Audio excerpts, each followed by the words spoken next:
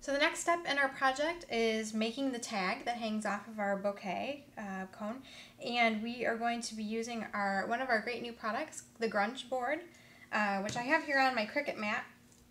So it's a little bit more difficult to cut than regular scrapbooking paper, so you want to make sure that you have a fairly new mat so that it's nice and sticky, and we are going to load it in. And I probably am going to keep the speed at medium, but the pressure on high. The tag that we are going to be cutting out is from the Tags, Bags, Boxes, and More Cricut cartridge. So I am going to get that out.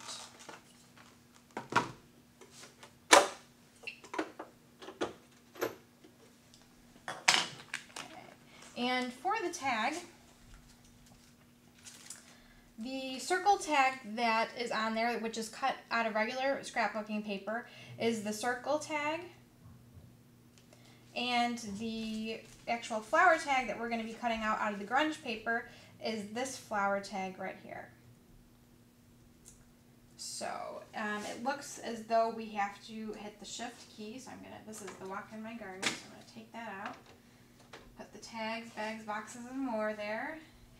So in order to make the flower tag for the cone, we are going to be utilizing the flowers. So you have to hit the whole option, which is the bottom left hand corner key. Select that, and then hit the icon that's almost in the center of the keypad that shows the flower. And it should pop up. There it is.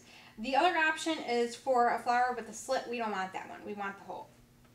So that'll come up, and I'm going to cut a 4-inch flower. So our speed, I think we're just going to keep it on medium, and pressure we're going to keep on high. So we're all set, and I'm just going to cut.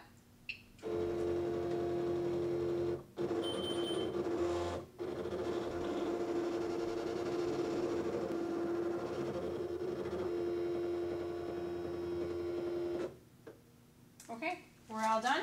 So we're going to unload our paper. And there is our flower cut on the grunge board. So we've cut out our tag, at least the biggest part.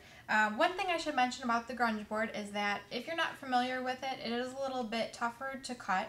So if you want to do a multi-cut on it, just to ensure that it cut your shape correctly, there's no harm in that. So, but we have ours cut out already, so I'm going to be inking this. And a really neat thing that we found with the grunge board is when you heat it, it kind of curls. So I'm going to be demonstrating that as well. So I've got all of my inks here again. And I'm just going to work with my inks over. And if you are not familiar with how the grunge board accepts color, you can always use a spare piece, maybe from a scrap that you've got after you cut your flower out.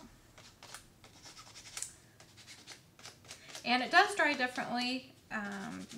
You know, when it looks differently wet than dry, so just keep that in mind. That was the tattered rose that I first put on, and now this is the brush corduroy. I'm just going to work it around the edges and maybe through the middle a little bit. Like I said, no right or wrong. This is your project.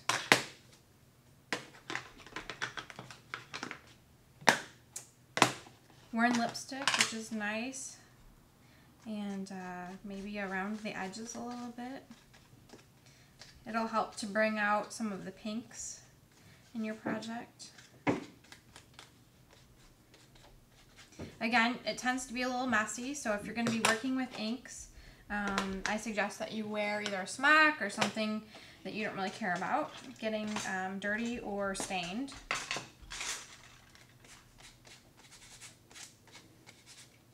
And don't be afraid to really get the ink in there.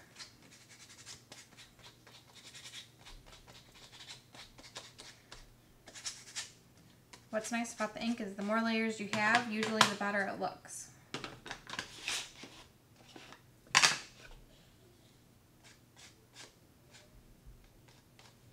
And like I said, if you don't like something or it came out too harsh, you can always take your finger and kind of rub it around in there. That tends to spread the ink and mute it a little bit more.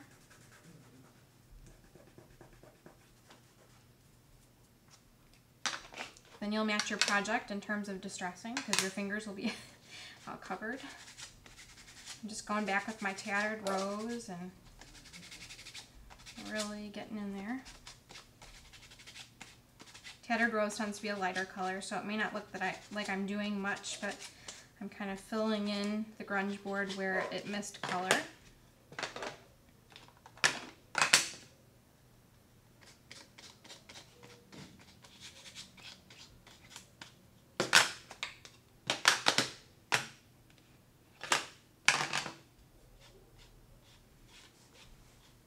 And actually, I kind of like using the pine needles last, because then you get that pop of green every now and then that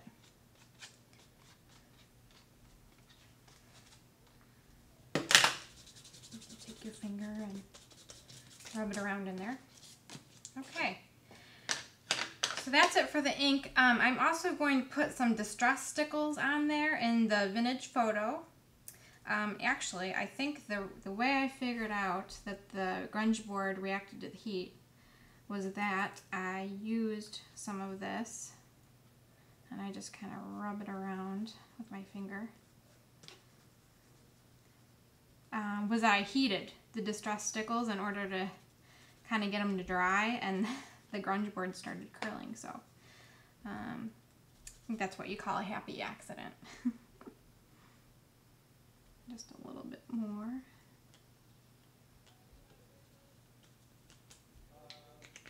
Okay, so we're done with that, and now I'm going to heat it and I'll show you how it kind of curls up.